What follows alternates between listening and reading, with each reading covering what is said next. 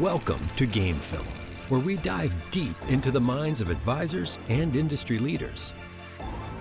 In each episode, we uncover the stories behind their victories and achievements, offering you invaluable insights and lessons to help you grow and succeed. So, sit back, relax, and let's roll the film. Welcome to Game Film. My name is Jordan Hutchison, and my guest today is Danny Lohrfink, the Chief Product Officer and co-founder of Wealth.com. Danny, how's it going, man? Doing awesome. How you doing, Jordan? I'm doing all right. No complaints. I'm excited for our chat because I know we've known each other for a little while, since the beginning of Wealth.com. Yeah. And I've been a fan of the product, and I'm excited that we've started working together. And so I think that all of our advisors and the other advisors in the industry will be excited to hear what you guys are doing over there. 100%. We're very pumped about the partnership and ready to get rock and rolling. All right, man, let's jump in. The opening question that I always bring up is, what would be your come out or walk out song to if you were taking the stage, or if you're playing a sport and you're coming out? What would that be and why?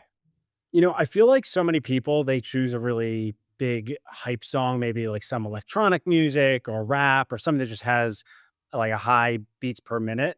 But for some reason, I've always gravitated towards Johnny Cash, God's Gonna Cut You Down. You know, like, you can run on for a long time, run on. So I don't know what it is about that song. There's just something really deep in the soul of the way he sings it that gets me really, really amped up.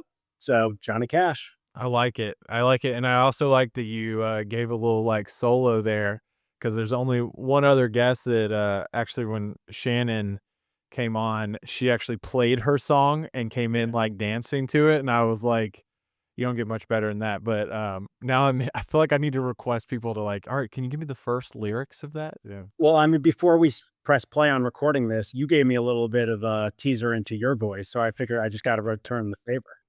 Yeah, hopefully that piece doesn't become a bit, but it's we'll see what the creative team does on that one. Yeah. But the next question on it that I always like to ask is, how did you get into the financial services profession? Because we all have seen so many different ways. Some of us, it's a surprise. Some of us, a very Yeah. traditional path. But how did you end up at Wealth.com? So when I was in college as a freshman, all this idealism floating around my head, and I swore that I was not going to ever work for a bank. I was like, why would I ever, be working until 2 o'clock in the morning when I can be, working for, something that has more meaning, right? But it was just someone that's never worked into his life. I mean, I worked at the local grocery store. I worked at, local ice cream shop. But like, I didn't really work. Right. And so I didn't really know what I was talking about. Fast forward, I'm interviewing for jobs junior year, and I interview for like the NFL. I interview for a few other roles, but I end up getting a interview with Goldman Sachs. And that then led to a internship with Goldman. I learned a lot during that internship, but what I learned most was how financial services sector really touches the entire world. I mean, you think about what private wealth advisors do on a daily basis. I mean, you're a psychologist, you are understanding like human behavior, you're understanding geopolitics, what's happening with Ukraine rare earth minerals and how that affects commodity prices. And that was awesome to me because I've always just been like a generalist that just seeps into whatever the topic du jour is. And so I ended up accepting a full-time offer to go back to Goldman, ended up working in the private wealth business in Los Angeles, then joined the management team in New York, worked in a management capacity for a number of years, then shifted to SoFi, worked on the management team at SoFi in the wealth management unit. And then actually it was just by luck that a former colleague of mine at Goldman said, hey, my favorite client, I hope that if he's hearing this, he was okay. But he said, my favorite client is starting a new business and he would like to talk to you. So I took the call with him. So dynamic. I got along great with him, then talked to some of the other co-founders, and it was just a match made in heaven. Plus, they had the domain name wealth.com. Right. And I was like, okay, number one, you guys are awesome. Number two, awesome domain name. Number three, I think like the idea, the concept of empowering financial advisors to deliver more of a holistic family office like experience that's inclusive of estate planning is fundamentally the right idea. So that was the origin story. That's a good story, and I actually had never known that, and we've known each other. I've never asked someone, but that's a cool story, and I agree with you. You do have a great leadership team. I mean, everyone that I've met on the wealth.com, I mean, even you guys have been scaling and growing pretty quick, and even, just like our account executive, like our relationship and customer success people have been awesome to work with. So you guys are doing a great job with it, and that's a cool story, though. It's hopefully the friend that made the introduction hears this one day so that Yeah. they get some good feedback from it. Well, I did promise him at one point, like when I decided to actually make the jump from SoFi, I was like, I'm going to send you a bottle of champagne. Like my lazy butt never actually sent him the bottle of champagne. So now I actually have to do it. Like, You gotta live up to it now. yeah, no more procrastinating. But honestly, you're right. Like that's one of the core things that we always talk about is you can have great technology, but you have to marry good technology with good people, right? At the end of the day, I think we work in a customer service business. That's what financial advisors do. And that's also what you expect from your tech vendors. And so the technology hopefully is elegant, it's seamless, it's intuitive, it's modern, it works, but also the people need to be top notch. Right. So that's something that we definitely do pride ourselves on. It's kind of like that no assholes policy, excuse my French. We really need to work with good people because that's what makes the full experience as valuable as we intend it to be. No, and we're spending a third of our life with these people. I'm a firm believer that I cannot stand working with difficult people like that just don't get it and are not on the same mission. And I Yeah. think that's one reason why RFG we're excited about the partnership because a lot of the same alignment. I mean, I'll even add another one on there is you guys have great swag and and I don't think that that's a business valuation importance or anything of that front, but Yeah. oh, there you go. I wish we can't, see it if you're listening to it and not watching it, but the great hat that Danny put on, but also they if you see any of them at any conference or anything like that, they also have some matching sneakers too, which as a fan of Jordans and sneakers, I love that you guys match that. RFG is the same way. We are very prideful of our swag, and Shannon, our leader, she is behemoth about like these have got to be like you actually got to want to wear it and like represent it if it's the company that you're spending all that time working with. So I think we're well aligned there. Oh, definitely, definitely. I mean, you've met Tim, one of my co-founders. He's just maniacally focused on what's the next thing because, like, we wore 1 year Converses. Then the next year we introduced, man, what was it?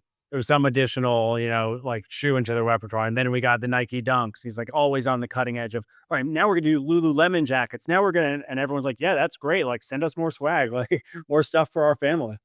It's honestly, I think some people disagree with the cost of swag and thing, and this is not the point of our call or our conversation today.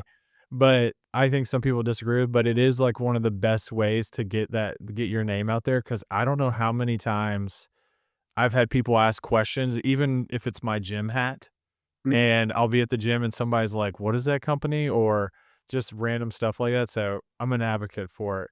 But since we've been talking about it, give the listeners an introduction to what is wealth.com because we haven't got there yet. Yeah, yeah. That's crazy. What are we like 10 minutes in? Haven't even touched on it.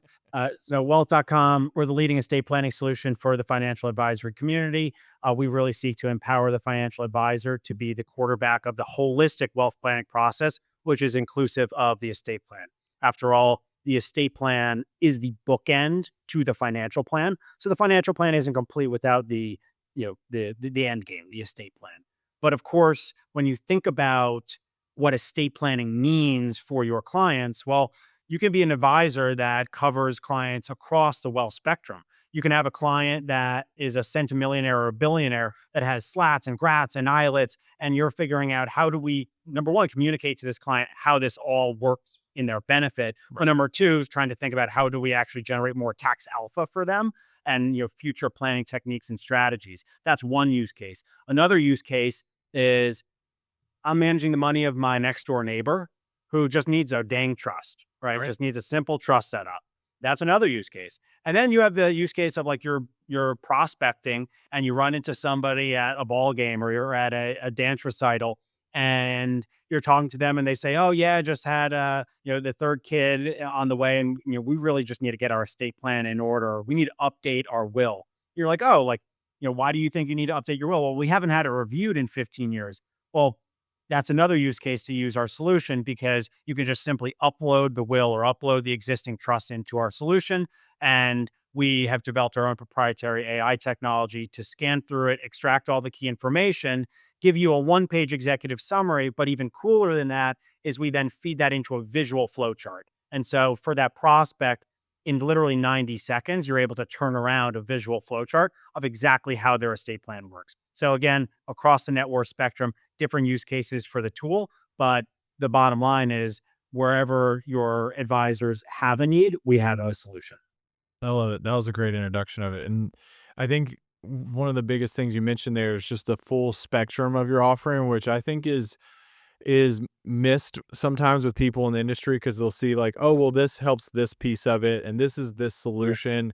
And for me, as someone that's looking at all of our vendors and what is the offering for an advisor and building that platform for them, I want something that's more comprehensive. That's not like, well, is it truly best in breed to have this one, this one, this one, this one? Or is it somebody that's actually building a seamless, like start to finish? Because then it feels broken. It's not going to be as clean. And that's one thing that you guys have built a great piece of technology. But tell me, there was a new like feature that came out. That's something I think that feeds right into broadening and how you've gone. You guys do the estate plan creation, which is huge. And we'll talk some more about that in a second. But I think it's really important that you guys added the family office suite. Yeah. So now you've opened the door. Yes, we work with the mass affluent, where a lot of advisors live and work in. But also now, if you do get that one or two clients or you start to bleed into that space, you guys now have that full suite offering. Tell a little bit more about that because I think that's a really cool piece of like feature and technology on yours.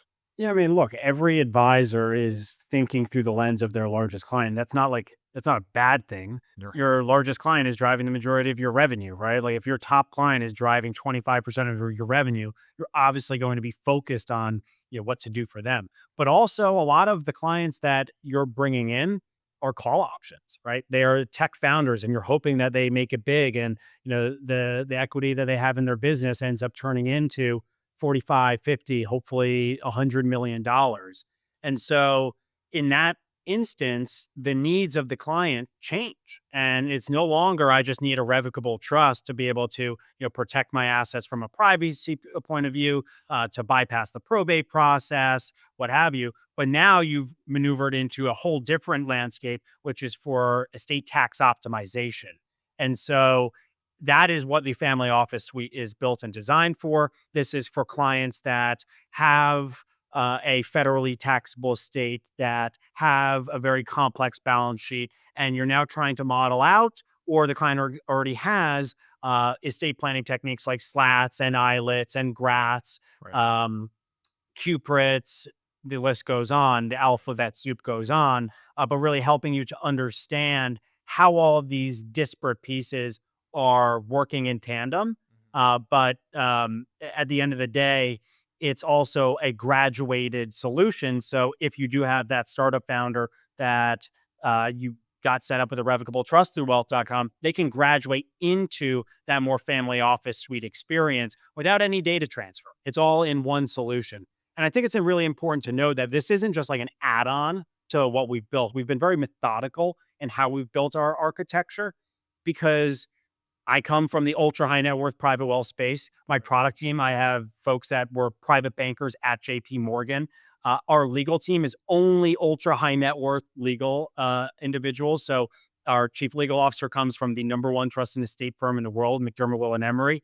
We have people that come from Fox Rothschild, another top firm on the West Coast. We actually just brought on as the newest addition to our legal team, Kathy Wonderly, who actually opened up, like ran the Los Angeles office for Wilkie Farr, which is, a massive law firm, and was, a partner covering ultra high net worth estates there. And so that's our bread and butter. And so even though we started within the document preparation and the high net worth and mass affluent, it was always building blocks to add on this ultra high net worth component. So that's why when you experience the solution today as an advisor, it is seamless. It feels seamless because that was always the intention. So it's not just an add-on. It is very much a part of the entire architectural pyramid.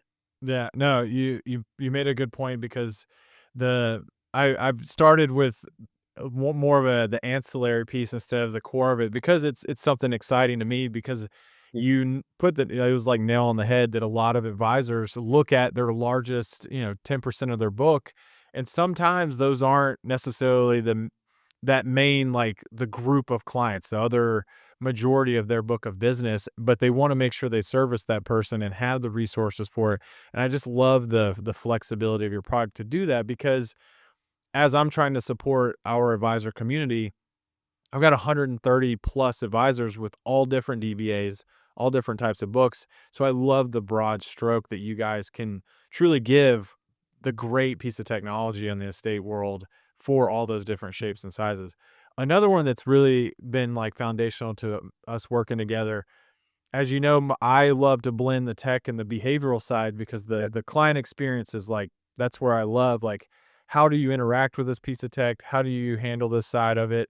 Like, what's the experience? Like, I kind of tilt my, the engineer side of my team. They're like, it's basically like, do you use an Android or are you an Apple phone? Like, or like, it's kind of, you can tell people's mindsets just on what type of phone they use. But it's, I tilt towards that design side because I just really love, and as a product person, your visualization suite, like how you're visualizing everything. Because I think as technology, I mean, your tech is, moving AI forward. I think that that's a huge piece of like, how are you presenting this to the clients? Like, how are you going to sit and converse with them about it? So give us a little insight into like that feature in the platform, because I do think it's foundational. So design is foundational. It is absolutely foundational. When we first started the business, we went out and we spent a lot of money. I'm not going to disclose the number. Well, I But make that joke, not to interrupt, but I always make that joke to your co-founders. All right, how in the hell did you guys get wealth.com? So it's money well spent. Money well spent. Yeah. Definitely money well spent. Um, you know, un- the domain name was a little bit different because that was just a poker game, Sure. and we ended up getting lucky. No, I was joking, but no, the money that we spent up front was actually working with a firm called Clay. Clay is a design agency, and we just knew from the get-go that we needed to have the right brand guidelines. We needed to have the right fonts. We needed to have the right color palettes, the right primary, secondary, tertiary color schema. We need to have the right design components. So literally how a button shows up on the screen, Right. that needed to be right. It needed to be modern and fresh, but also we're talking about estate planning. So it needs to be stately. It needs to be generational. And so this can't be something that just is a flash in the pan, goes out of style quickly. It's that whiz bang thing that no longer is like hot tomorrow. It needs to have that staying power. So, I mean, we spent a lot of time literally just like you look at wealth.com, it's just like that our logo is the word wealth.com. Right. But even stylistically, the way that the T appears, and it sounds crazy, but by paying attention to all of these really fundamental design aspects up front, it again, when you think about foundational building of something, it was really important because now we have all of our components. You select a drop down button, it all looks the same in our system. You select a add button, it looks the same. You select a submit button, it looks the same. You look at a chart, the design components of the chart are all the same. That is super, super intentional because that's what differentiates that Apple-like experience Right. from that one that just feels a little bit, hodgepodge put together, a little bit janky. Yeah, I love that, and I think that advisors are, the planners, I think, of the future are the ones that love everything. Like, it's almost like, can we put it in a straight line? Can we have this all organized perfectly? Like, a little bit, and I don't wanna overuse the term, but, like, almost in some ways, like, OCD about some things, but, like, very particular and specific about it. I think advisors really enjoy that because that's how their mind is like, we don't have a lot of room for error when you're talking to a $5 million or 50 million or $100 million client, whatever the size, to be like off. Like, if it's off, you've just lost trust, and now that's not a client for you anymore. So small stuff like that's important to me because I think it just plays into the experience for the advisor so much. Well, and it's not small, right? If the human mind processes imagery 40,000 times faster than processes words, that's not small. That's why first impressions are everything, right? If you see something, I mean, you were saying before, you could tell an Android person versus an Apple person. Like, truly, that first impression, you see someone, you see someone's demeanor, you see the way that someone's walking across the street, you're automatically making judgments. Well, clients are doing the same thing with the report that you put in front of them. Like, that report or that platform or that technology that they're getting access to or that they're interacting with, if that doesn't feel substantive to them, if that doesn't feel legit to them, it doesn't matter how awesome the calculations are, how much money it saves them in terms of like taxes based off the proposal that you put together. Like, it looks dumpy. Yeah. And that really actually influences the way that they evaluate it. And so it's actually not small at all. It means a lot in the long run in the fundamental interplay with the client's mindset. No, I think you make a good point, and I update my belief and say it's not small because I think you made a great point, and I agree, and that stuff is so important, and you lose so much trust and just the ability to propose new things and that like rapport with your client whenever something doesn't feel well, and that's one of the things too, like the data on stuff. If you mess up the data for a client, it's gonna be really hard to get things back. That's something that's we're really important on. Another feature that I really like because I think sometimes it might be overlooked, but it's and you might have more information on it, but like it happens often when you have long-term clients, but the fact that you guys can manage and edit the plans, I Yeah. feel like that's a really cool feature that's always stood out to me because I don't know how many times working with advisors that say you have a pre-retiree and then they move. Like Yeah. it's stuff like that I feel happens so often, but we forget that now, exactly what you said, and I'm a prime example of a person that had a second child and went way too long without updating and adding her to it. No disrespect to my daughter, but like adding her to our estate plan. And so Yeah. talk a little bit more about like the AI and all the stuff you guys have done, like being able to manage and because we talked about the visualization, but like manage and like be able to edit plans like on the drop right there. Yeah. Historically, there's been this arbitrary like 5-year rule where you should review your estate plan every 5 years. Like, why? Like, it's just because like that's realistic for the client. Well, that's actually it. It was because it was more realistic that, they're not going to do it every single year because it was a time suck to have to reach out to the attorney. It takes at least 4 weeks to get on the attorney's calendar. Then you have to pay the attorney to then sit down and just like review, like, do we need an update? Right. Like, Right. no one's going to do that. And so that's why they're like, okay, every 5 years, you don't need to do it every year. Right. But that's not the way life works. Life is dynamic. I mean, I moved from New York City to Princeton, New Jersey, so I changed states, right? New York has its set of estate laws, and New Jersey has its set of estate laws. And so I actually need to update my plan to comport with New Jersey law. Right. I also just had my first child. Okay. Previously, I had no children. I need to capture him in my estate plan. Um, Life is fluid and life doesn't happen on a 5-year timeline. And so what we look for in wealth.com are those moments. So we actually have data integrations to identify those moments. So for instance, we have an integration with Zillow so that if your home ever sells, so my home in New York, if that ever sells, well, the MLS listing gets updated in Zillow and then poof, Wealth.com gets a ping via the API integration, basically saying, hey, this client's home that we have on file just sold. We should probably reach out to them and prompt them to update their estate plan if they have moved to a new state.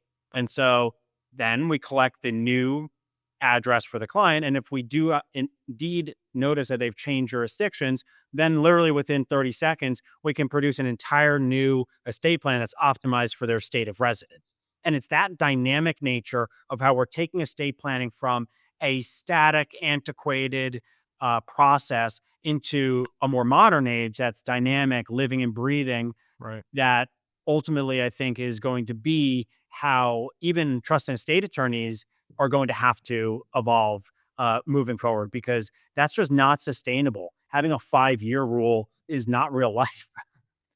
No, and you're so right on the fact that it's dynamic and life is fluid and things change. And it for me is also, I really love the idea of like where the industry is going, where technology should be able to handle certain things, and the advisor I think is in a really good seat Yeah. because getting in like a lot of times that advisor gets to be, and I'm a basketball fan, the point guard, the one running the corridor. Some people, I'm in the South, you're not, but in the South, the quarterback. So like Yeah. everyone loves some football here.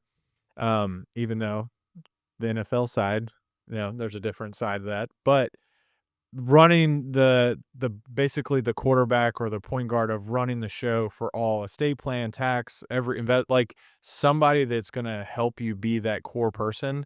I think that means a lot. And I love the idea that technology could solve that so that my advisor can handle all this. And it's not, oh, well, let me reach out to this attorney, plan some time to talk to him. Like what's changed? Like it's more of, it could be in my annual checkup meeting. Like we bring something up, or those conversations. I love that dynamic ability of it, and I really think that that's foundational to where advisors are going and like what they get to have in their repertoire and toolbox. I mean, we're in the advice business, and clients are looking to us as advisors to just figure it out. Like, tell me what I need to do, right? And so, if that's the mentality, if clients are looking to the advisor, and by the way, it's like it's actually by like process of the markets that advisors are in that position. It's not CPAs, because CPAs, I mean, what best you're filing taxes on a quarterly basis. And it's not the trust and estate attorney if you're an ultra high net worth client and need a T&E attorney to draft your slats and grats and whatnot, because that stuff, at least historically, has been like every 5 years. But advisors, they are dealing with the fluctuations and the emotional, back and forth with clients Right. on a daily basis, right? Markets go up, markets go down. And based off the risk tolerance of the client, they might get an email from the client for both. Hey, market's looking great, I'm really happy. Or, hey, it's going down. Like, should we be changing things? And by that fundamental dynamic of being more day to day with the client, you are in the position where they're looking to you, not to the other intermediaries, but to you as the person that's just going to figure it out. And so giving you the tools to allow you to figure it out is actually necessary if your job scope is going to broaden. Like if you're now supposed to figure out estate planning, if you're supposed to figure out tax planning, if you're supposed to figure out, income planning, if you're supposed to figure out all these things, healthcare planning, then you need to have tools to make that scalable. Otherwise, like you're not going to have a life. You're not going to be doing anything but working. And that's ultimately where, a company like ours has to come in and drive true scale, right? We need to give you that easy button so that you can do it, and you could do it at the quality level that the client otherwise would be receiving. So that's our job, is to take the expertise of our ultra high net worth attorneys and, our expertise in the private wealth world, and to not sacrifice on quality, but to improve on efficiency. No, I love that. Where if there's anything that you're able to talk about, where do you see wealth going? Like where you got some stuff in the that you guys are working on that you're allowed to talk about, or even just vaguely, like what's kind of on the roadmap? Yeah. So I mentioned this earlier that we were really selective in who we wanted to be a part of our story. And so when we went out and we raised venture capital money, it wasn't for the money. We did not need the money. We really wanted a true partner. I think it was the same thing with you guys when you brought on your partners. You wanted a true partner in this business. And for us, that's why we ultimately went with Google Ventures, is because innovation is at the heart of what they do, right? And I'll just tell you straight up, like I've been out to San Francisco at the Ferry Building of the Google Ventures office, and I've sat down with some of the most impressive design leaders in the world. Head of design at Meta, head of design at GoPro, and just whiteboarding sessions. So for us, that's ultimately where we invest our dollars, is in innovation. And so you don't really see a ton of marketing from us. Like, yes, we have good swag, but other than that, like you're not going to see us all over Google Ads. You're not going to, see us be doing a lot of like splashy things. And it's because a lot of the dollars are being funneled into the solution itself. How do we push the envelope on the innovation game? And so I'm not going to give any details because I don't want to front run things from our marketing team. But I can just tell you that what we're working on right now, we actually are making an announcement that will probably go live slightly before this episode comes out. That's going to be game changing for the industry. It's going to be a first of its kind for the industry. And then we have another massive product announcement that's coming out towards the middle to the latter half of Q2. That again is going to be first for the industry, but that is leveraging that innovation first approach that we really have with our partners over at Google. No, I love that. And it fits in perfect. It's just another, parallel tracks with RFG. One of the phrases we use here is the innovation and disruption of the same coin, just different sides. And I love that you're always pushing the envelope there. And that's where your investments are going towards, because that's the same for us. We've got a lot of cool stuff that we're working on as well. So that's exciting. There's this book. I always rip off the covers of my books because they always just fall off anyway. But it's called Think Like Amazon. So I'm showing it to the people that are listening to this, but I'm showing you right now. It's called Think Like Amazon. And one of the chapters of the book is basically all about, look, if you're thinking that you're innovating, but you're not pissing anybody off, or, again, excuse my French, but if you're not making anybody angry, or if you're not ruffling feathers, or getting naysayers, then you're not actually innovating. Like if there are no naysayers, then you're not really changing the game. You might just be like slightly, deviating from the normal status quo, but you're not really revolutionizing a space. And I gotta say, like in our industry, it is one of the most antiquated industries. Yes, wealth management as a whole, and I think that we're improving on it greatly, but estate planning in particular, it's super antiquated. Right. And so applying AI to estate planning, whoa, being able to create documents through a digital workflow, really scary for a lot of attorneys until they actually review our documentation, until they actually review our process. And I don't think there's ever been a trust and estate attorney that we've got on call with that didn't leave. They might have come in as naysayers, but they didn't leave saying, wow, that is the future. And so to me, when you talk about that coin and innovation and disruption as two sides of the same coin, you're spot on, because if you're not disrupting something and if you're not creating a little bit of hubbub, then you're not really innovating. Right. You've got to push it. And it's funny. I was actually listening to a podcast the other day, and it was talking about something that Jeff Bezos was a big advocate for. And it was about like, if this is a place for us to build, then you've got to give people the autonomy and like the space to do it. Cause it was talking about, business and communication and all this, and that everyone keeps pushing this. And just the way that he was trying to design certain teams to create a place where you could really have the autonomy to try something new. And now I actually haven't read that book. And so we'll add that to the show notes, but also I'm going to have to grab that one, because that's it's kind of like, now the world has showed me twice of two things of Amazon from Bezos. Is like, Lens, I need to read this now. So transition a little bit. You're chief product officer, co-founder. You've been a leader in I mean, in multiple different like roles. So because you have a ton of experience, you work with some other great leaders. Mhm. What would be a nugget of insight that you would give to pass on to like advisors or entrepreneurs that like you're building a company? Just like just a one nugget to pass on for them because it's definitely it's a journey and it's not easy. Man, I mean, there are a few that immediately come to mind. Um, One of the most important things, though, is to just get it out there. Don't make it perfect. Get it out there because the process of perfection is iteration. And so you need to get it out there. You need to get feedback. And then you're getting real live data points on what you want to spend your time on. The reason why I say this is because humans are fundamentally bad predictors of their own behavior. And so you can sit in, your little four walls and be like, well, I think I would do this. If I was a client, then this would be my decision, or I would click on that button, right? But you don't really know until you're actually in the moment. So you have to just get it out there, get it live, and it's going to hurt. I promise you it's going to hurt.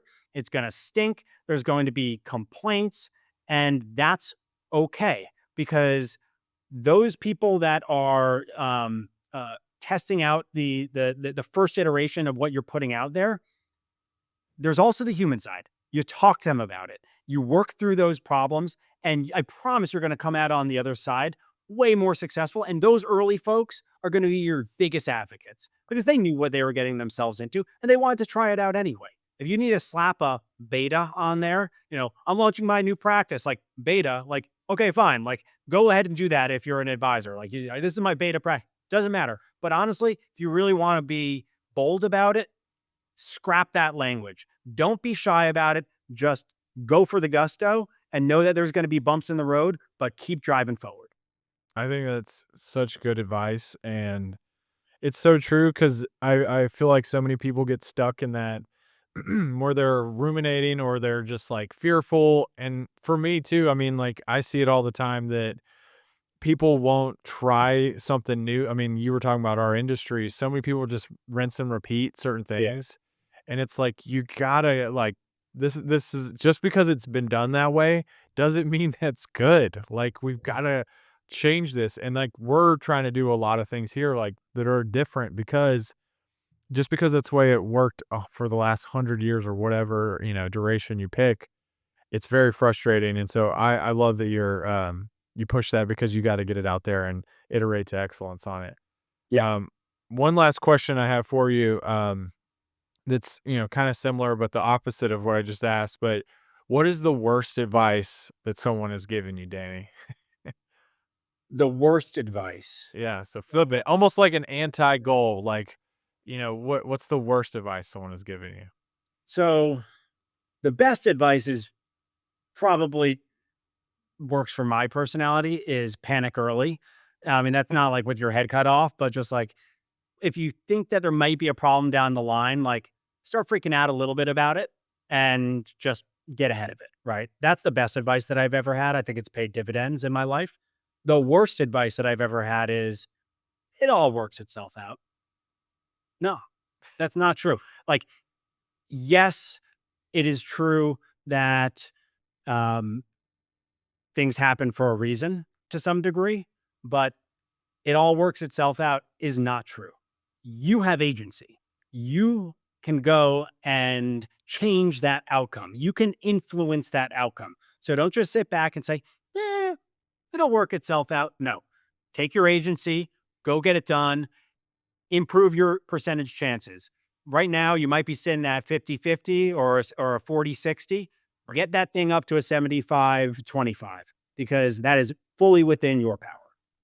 I love that. And I think there's just so much truth behind that and so many layers of professional and personal. So, Danny, thank you for joining me on this. I love chatting with you every time.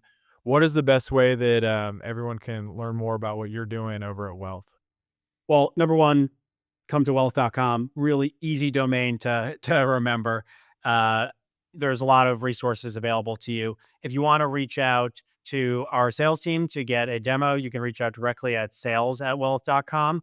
If you want to just pick my brain about whatever, I'm happy to set up, 30-minute Zoom meetings with whoever wants to reach out. My email is danny@wealth.com. So got one of three ways there. I appreciate it, man. Thanks again for the time. Thank you, Jordan. Thank you for listening to the Game Film Podcast. Click the follow button to become notified when new episodes become available. Visit our website at www.rfgadvisory.com. Content here is for illustrative purposes and general information only. It's not legal, tax, or individualized financial advice, nor is it a recommendation to buy, sell, or hold any specific security or engage in any specific trading strategy. Information here may be provided in part by third-party sources. These sources are generally deemed to be reliable. However, neither our guests nor RFG Advisory guarantee the accuracy of third-party sources. The views expressed here are those of our guests. They do not necessarily represent those of RFG Advisory, its employees, or its clients. This commentary should not be regarded as a description of advisory services provided by RFG Advisory or performance returns of any client. The views reflected in the commentary are subject to change at any time without notice. Securities offered by registered representatives of Private Client Services. Member FINRA SIPC. Advisory services offered by investment advisory representatives of RFG Advisory, LLC, RFG Advisory, or RFG, a registered investment advisor. Private Client Services and RFG Advisory are unaffiliated entities. Advisory services are only offered to clients or prospective clients where RFG Advisory and its representatives are properly licensed or exempt from licensure. No advisory services may be rendered by RFG Advisory unless a client agreement is in place. RFG Advisory is an SEC registered investment advisor. SEC registration does not constitute an endorsement of RFG by the Commission, nor does it indicate that RFG or any associated investment advisory representative has attained a particular level of skill or ability.